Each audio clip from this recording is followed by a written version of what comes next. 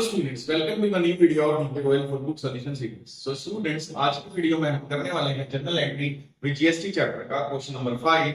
इससे पहले पिछले क्वेश्चंस में पिछली वीडियो में करा चुका हूं। जिन स्टूडेंट्स ने वीडियोस नहीं देखी हैं जाकर देख सकते हैं। तो चलिए स्टार्ट करते हैं। क्वेश्चन देखिए, record the following transaction in the books of Sahdev and sons assuming all the transactions have been entered within the state of Bihar charging CGST as 9%। तो यहाँ पे क्या हो रहा है कि कह रहे हैं जनरल एंट्री करके दिखाओ और सारी की सारी ट्रांजैक्शंस बिहार के अंदर हुई है। ठीक है, तो बिहार के अंदर हुई है, इट मींस क्या है कि यहाँ पे सेम स्टेट के अंदर हुई है। तो जब भी ट्रांजैक्शन सेम स्टेट के अंदर होती है तो हमारे जो टैक्सेस लगते हैं कौन से होते हैं? वो दो होते हैं, एक होता है सीजीएसटी, दूसरा होता है एसजीएसटी। दोनों 9% क्वेश्चन में दे रखे हैं। ठीक है, अगर स्टेट चेंज होती तो हम जो टैक्स लगाते हैं उसका नाम होता आईजीएसटी। पर यहाँ पे सेम स्टेट है, प्लीज हमें पूरे क्वेश्चन में दोनों टैक्स लगाने हैं, सीजीएसटी और एसजीएसटी। तो चलिए पहला पॉइंट देखते हैं। Bought goods from Nanak rolls for 4 lakh 10% trade discount and 3% cash discount on purchase price, 25% of the amount paid at the time of purchase। अब देखिए इस ट्रांजैक्शन में हमने परचेज करी है, इसके अंदर ट्रेड डिस्काउंट भी है, कैश डिस्काउंट भी है। तो मैंने पिछली वीडियो में आपको बिल्कुल समझाया था कि जो हमारा जीएसटी होता है उसका सिंपल रूल है, पहले परचेज प्राइस में से सारे के सारे डिस्काउंट माइनस करेंगे, उसके बाद हम जीएसटी लगाएंगे। तो इट मींस इसके लिए हमें क्या करना पड़ेगा? हमें पहले थोड़ा सा वर्किंग नोट करना पड़ेगा जिससे हमारा काम आसान हो जाए। तो हम क्या करेंगे, पहले वर्किंग नोट्स बना लेंगे जिससे हमारा काम जो है वो इजी हो जाए। तो हमने सामान परचेज कितने का किया है? परचेज किया है 4 लाख रुपीस का। इसके ऊपर बोल रहा है 10% ट्रेड डिस्काउंट है। तो ट्रेड डिस्काउंट निकालेंगे, 10% जीरो डालो, कितना आ गया? 40,000। इट मींस हमारी जो वैल्यू आ गई वो कितनी आ गई? 3,60,000। अब आगे बोल रहे हैं यहाँ पे क्वेश्चन में कि इसके ऊपर 3% कैश डिस्काउंट भी लग रहा है, पर जो हमने पैसा चुकाया है वो 25%। तो देखो, अगर पैसा 25% चुकाया है तो जो कैश डिस्काउंट होगा वो भी उसी वैल्यू पे लगेगा जितना चुकाया गया हो। तो हम इसको क्या करेंगे? हम इसको अलग कर लेंगे। ठीक है, मींस कैसे अलग कर लेंगे? इसको हम 2 पार्ट में डिवाइड कर लेंगे। बोल रहा है 25% दिया है तो 25% अलग कर लो, कितना नहीं दिया होगा वो कितना हो जाएगा? वो हो जाएगा 75%। ठीक है, तो 75 अलग कर लो, 25% निकालना है तो इसको 4 से डिवाइड करो, मींस आ गया 90,000 और ये आ गया 9 3 27। दोनों की अलग अलग वैल्यू आ गई। ये नहीं दिया, ये दिया है। ठीक है, अब इसके ऊपर बोल रहा है कि 3% कैश डिस्काउंट लगेगा, तो इसके ऊपर 3% कैश डिस्काउंट लगाओ, 9 3 27। इट मींस कितना आ गया? 2700। तो 2700 इसी से माइनस करो तो हमारी वैल्यू बचेगी 87,300। ठीक है, अब हम क्या करेंगे? अब हम इसके ऊपर जीएसटी लगा देंगे। जीएसटी कितना लगाना था? 9%। तो 9% 87,300 का कितना होगा? 7857 और 7857 ये क्या होगा? ये होगा सीजीएसटी और ये हो गया एसजीएसटी। अब इन दोनों का टोटल करो तो इसका टोटल बनेगा 1,03,040 रुपीस। ये हमारा बैंक में आएगा। मींस जो हमने पेमेंट करी होगी वो कितनी होगी? 1,13,040 रुपीस की। अब 270 की हमने पेमेंट नहीं करी है, अब इसके ऊपर भी 9% जीएसटी लगेगा। तो 270 का 9% कितना होता है? 24,300 तो हो गया सीजीएसटी और 24,300 ही हो गया एसजीएसटी। अब इसको इसमें प्लस कर लेंगे दोनों को तो हमारी वैल्यू बनेगी 006,1,20,600। ये उधार हो गया। उधार में नाम लिखते हैं, नाम का मतलब यहाँ आएगा नाम। ठीक है, अब चलिए अब इसकी जनरल एंट्री करते हैं। तो जनरल एंट्री में क्या है? यहाँ पे हो रही है परचेज, तो परचेज हमेशा डेबिट होती है। और फिर परचेज के ऊपर टैक्स कौन सा लगता है? परचेज के ऊपर लगता है इनपुट टैक्स, क्योंकि सेल के ऊपर आउटपुट लगता है। परचेज हम कोई चीज करते हैं तो उस पर इनपुट लगता है। यहाँ पे इनपुट टैक्स लगाया जाएगा। तो एंट्री क्या बनेगी? परचेज आएगा, purchase account debit, input CGST account debit, input SGST account debit, bank account. ठीक है, क्योंकि इन परचेज के बदले में हम पैसा देंगे, डिस्काउंट भी है इस क्वेश्चन में, तो बैंक वाली साइड ही आपका डिस्काउंट और टू नानक रोज। ठीक है, अब अमाउंट हमने सारी लिख के रखनी है, हम सारी लिख के लिख देंगे। ठीक है, सबसे पहले तो आते हैं परचेज पे। तो परचेज की अमाउंट ये, तो परचेज की अमाउंट कितनी है? 3,60,000। तो परचेज को आ गया 360। अब हमें चाहिए जीएसटी, तो इन दोनों को जोड़ना पड़ेगा, इसको और इसको, दोनों को प्लस कर दो, बस एक का निकाल दो दूसरे का अपना। तो 24,300 प्लस 757 होता है 32,157। इतना ही आ जाएगा हमारा एसजीएसटी, क्योंकि दोनों सेम होते हैं तो एक निकालो दूसरा वाला अपने आप निकालो। अब देखो बैंक में कितना आएगा, बैंक में वैल्यू है तो लिख लो 10314। उसके बाद डिस्काउंट कितना है, डिस्काउंट हमने यही कहा रखा है कितना है 2700 दो। उसके बाद नॉमिनल ग्रोथ में कितना आएगा 3,15,600। ठीक है, इस चैप्टर की सबसे इंपॉर्टेंट एंट्री है, इसे बोलते हैं पार्ट पेमेंट एंट्री, और ये आपके एग्जाम में 100% आएगी, चाहे वो कोई भी एग्जाम हो किसी भी स्कूल का, ये वाली एंट्री आपके एग्जाम में 100% आएगी। तो जिस बच्चे को भी ये एंट्री समझ नहीं आई है, आप दोबारा से इस एंट्री को देख सकते हैं, और जो इसका सेकंड पार्ट है वो भी बिल्कुल सेम है। अब हम उसको करते हैं, चलिए अब देखते हैं entry number second. Sold goods to Kumar and Sons for 2 lakh at 20% rate discount and 5% cash discount on sale price, 60% of the amount received by check। तो अब ये एंट्री हमको क्या बोल रही है, 2 लाख का सामान बेचा, उसके ऊपर 20% रेट डिस्काउंट है। तो 2 लाख का सामान है, इट मींस 2 लाख का सामान है, इसके ऊपर 20% रेट डिस्काउंट कितना हो गया, 10% हो गया 20,000, तो 20% कितना हो गया 40। तो ये हो गया रेट डिस्काउंट। रेट डिस्काउंट को हम माइनस कर देते हैं क्योंकि दिखाते नहीं है। अब ये हमारी आ गई, ये हमारा सेल प्राइस आ गया कितना 1,60,000 का सामान हमने बेचा। अब इसमें से बोल रहा है कि 60% पैसा मिला और 40% नहीं मिला। अगर 60 मिला होगा तो 40 नहीं मिला होगा, तो हम इसको डिवाइड कर देंगे पार्ट में, इसको करेंगे 60, इसको करेंगे 40।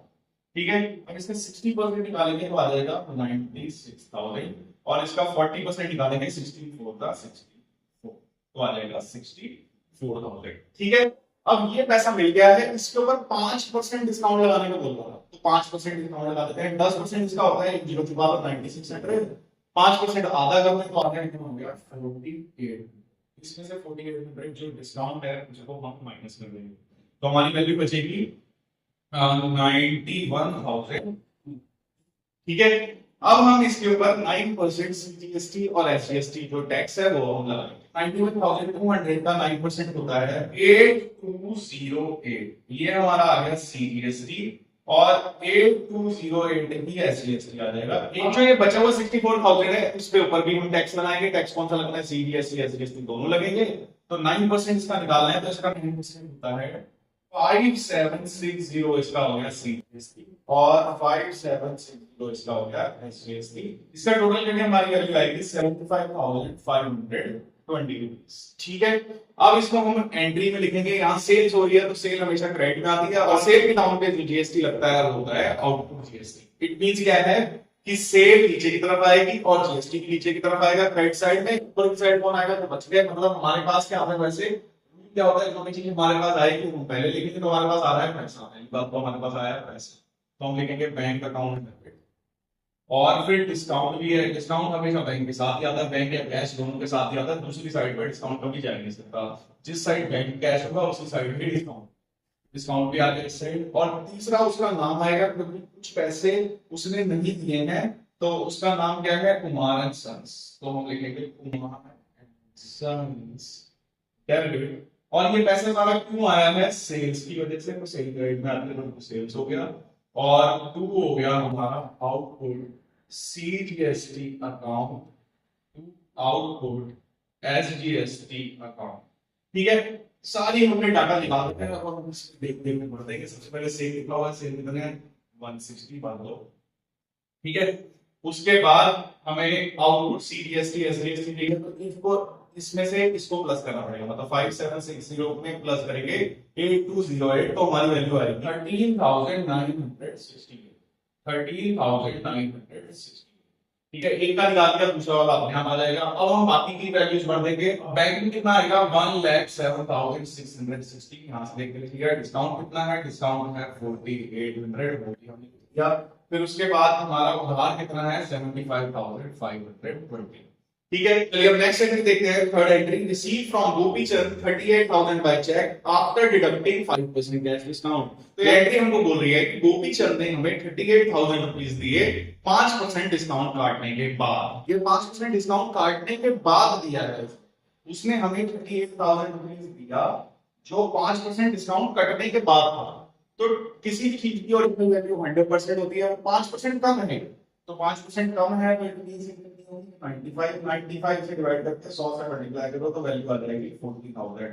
इट मींस 40,000 रुपीज लेने थे, उसने हमें 38 दिए, तो डिस्काउंट कितने का हो गया 2,000 रुपीज। तो हमारे पास चेक से पेमेंट आई है, तो जो भी चीज आती है उसे हम पहले लिखते हैं। प्लीज इसकी एंट्री क्या होगी, एंट्री इसकी होगी बैंक अकाउंट डेबिट डिस्काउंट। अब यहाँ पे डिस्काउंट हम अलाउ कर रहे हैं, why discount allowed account debit to, ये पैसा किसने दिया है, गोपी चंद्र ने। सारी वैल्यूज हमने कैलकुलेट कर दिया, पैसा उसने दिया कितना था 38,000, तो 38,000 लिख लो। गोपी चंद से लेना कितना था, अभी हमने कैलकुलेट किया 40 लेना था, और फिर डिस्काउंट कितना हो गया 2,000 रुपए। ठीक है, अब देखते हैं next entry, fourth entry, paid 20,000 for rent by cheque. अब हमने रेंट दिया है, तो देखो इन आइटम्स पे जीएसटी नहीं लगती है, इसके अंदर रेंट लगी भी नहीं है, तो इट मींस हमें रेंट पे जीएसटी लगानी है। हमें कोई बताने नहीं आएगा, क्योंकि क्वेश्चन में ऊपर एक बार दे रखा था। तो रेंट के अंदर जीएसटी लगेगी, रेंट हम पे कर रहे हैं, तो इट मींस हमें जीएसटी देना है, तो हम जो जीएसटी देते हैं उसे इनपुट बोलते हैं। तो मींस इनपुट जीएसटी लगेगा। तो एंट्री क्या होगी, रेंट हमारे पास आ रहा है, entry will be rent account debit, rent आ रहा है, और रेंट पे टैक्स लगेगा इनपुट, क्योंकि हम दे रहे हैं रेंट, तो टैक्स भी हम देंगे। तो input GST account debit to क्या दिया है, चेक दिया है, तो चेक दिया है रेंट नहीं कितना था 20,000 आ गया। 9% जीएसटी है, तो 9 2 80, तो 1,800 रुपए से जीएसटी, 1,800 की जीएसटी हो गया, टोटल हो गया 23,600। ठीक है, अब नेक्स्ट देखते हैं fifth entry, paid 50,000 for salaries by check.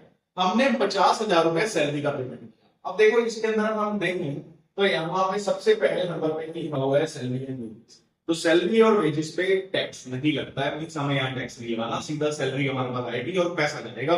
तो मींस हम क्या लिखेंगे, सीधा चेक से पेमेंट कर दिया, तो हमारे पास क्या आएगा, हमारे पास